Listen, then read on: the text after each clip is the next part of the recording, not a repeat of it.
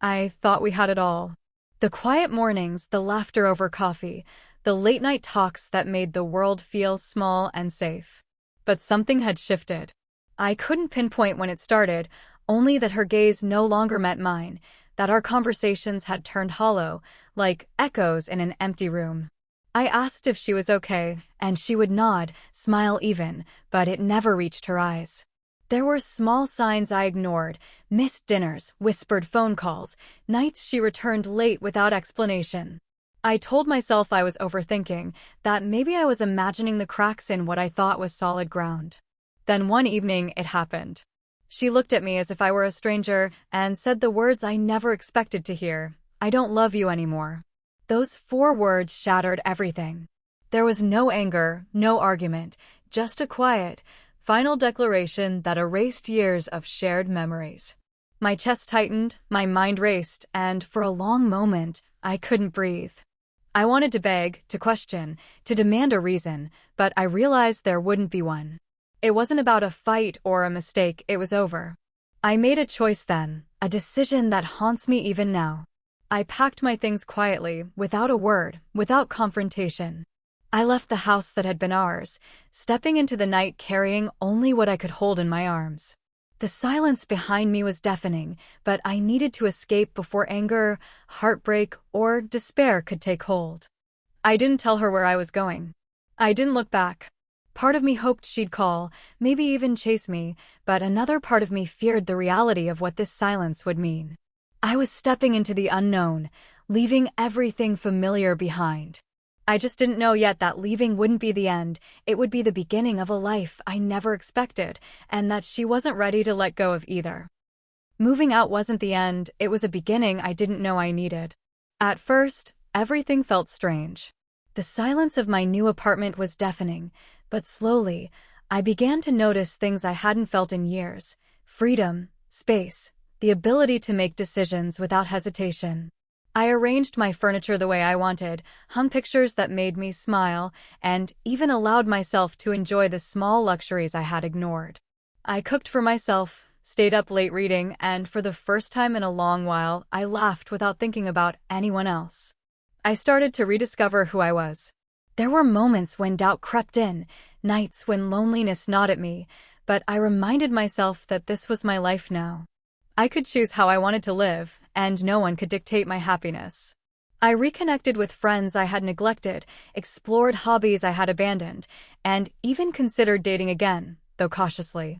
I felt alive in ways I hadn't in years, and with every small step forward, the past seemed a little further away. But even in this new life, there was a shadow. Sometimes I felt a presence I couldn't explain, a sense that someone was aware of my every move.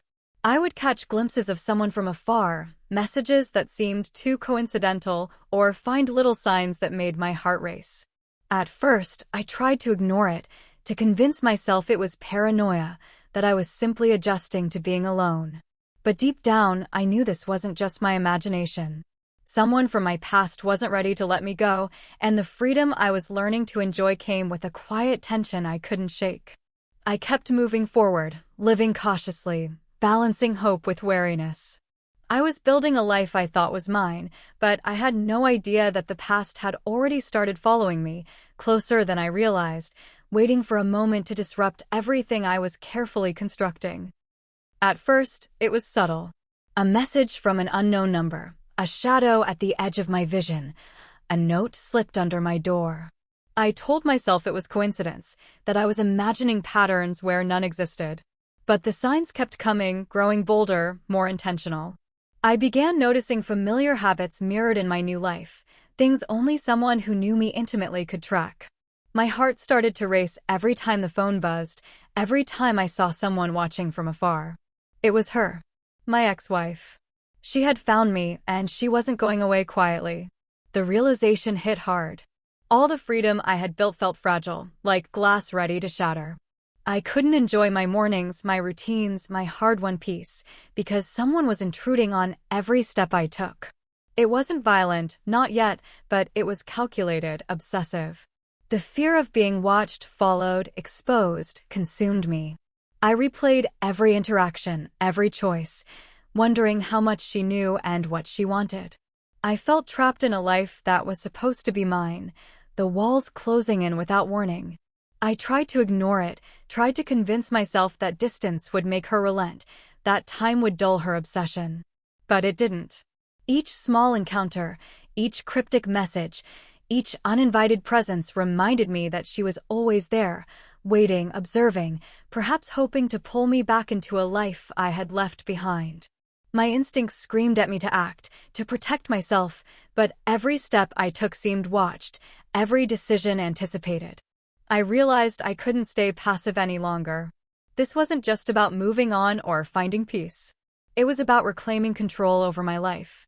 I had to decide how to face her, how to draw boundaries, how to ensure the life I had started building wouldn't be stolen, not by fear, not by obsession, not by someone who refused to let go. The choice was mine, and the consequences would be permanent.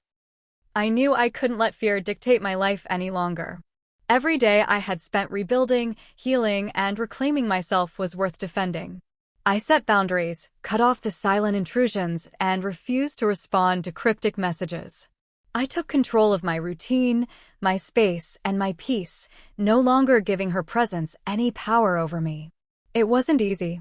Part of me still worried, still questioned what she might do next, but I realized that living in fear was exactly what she wanted.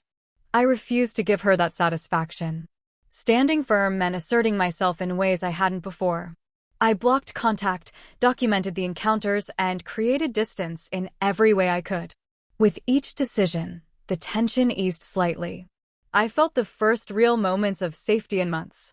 The life I had begun to enjoy, the freedom, the laughter, the quiet confidence, was no longer a fragile illusion. It was mine, and I was determined to protect it. She noticed the change. I could see it in the way her attempts to reach me became increasingly desperate. I didn't respond, didn't engage, and that silence was stronger than any argument. My absence became the boundary she couldn't cross. In that space, I realized that closure doesn't always come from confrontation or apologies. It comes from choosing yourself, refusing to be pulled back into someone else's chaos. Finally, I felt it, the weight of the past lifting, replaced by cautious hope. I could walk freely, breathe deeply, and embrace the life I had fought to start over. She might continue to watch from a distance, but she could no longer touch me. I had survived the heartbreak, the obsession, and the fear, and I had emerged stronger, more certain of my worth. Life would continue, and I would continue with it, carrying the lessons learned, but never again letting anyone define the boundaries of my happiness.